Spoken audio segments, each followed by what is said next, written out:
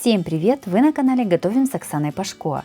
Сегодня приготовим очень вкусные блины с начинкой в виде пирожков. Такие блины готовятся очень просто, а получаются необычными и очень вкусными. Подписывайтесь на мой канал и узнавайте еще больше вкусных и простых рецептов.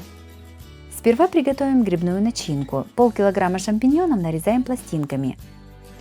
На раскаленную сковороду с небольшим количеством растительного масла кладем нарезанные грибы. Жарим на большом огне. Пока жарятся грибы, нарезаем 2 луковицы четверть кольцами. Когда из грибов испарится вся жидкость, добавляем немного растительного масла и нарезанный лук. Жарим на среднем огне до готовности лука. В конце жарки шампиньоны перчим, солим, перемешиваем и снимаем с огня. Готовим тесто для блинов. В миску насыпаем 200 грамм творога, разбиваем 2 яйца и все немного взбиваем.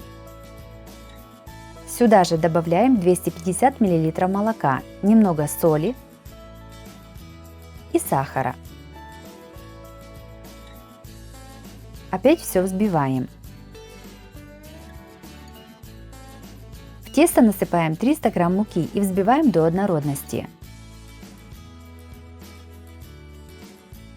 Берем 250 мл кефира и насыпаем в него 1 чайную ложку соды, перемешиваем и выливаем в тесто. Тесто окончательно перемешиваем до однородности. Жарим блины. На разогретую сковороду наливаем немного растительного масла. Блины жарим на небольшом огне.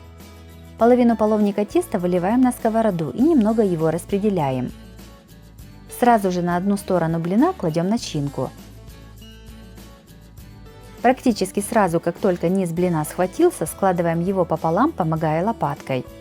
Сковороду накрываем крышкой и жарим блин с каждой стороны 1-2 минуты.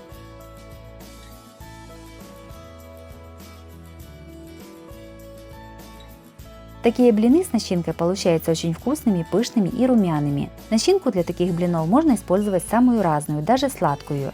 В качестве сладкой начинки я использовала апельсиновое варенье, но также можно взять вишни, тертое яблоко, консервированный ананас или персик.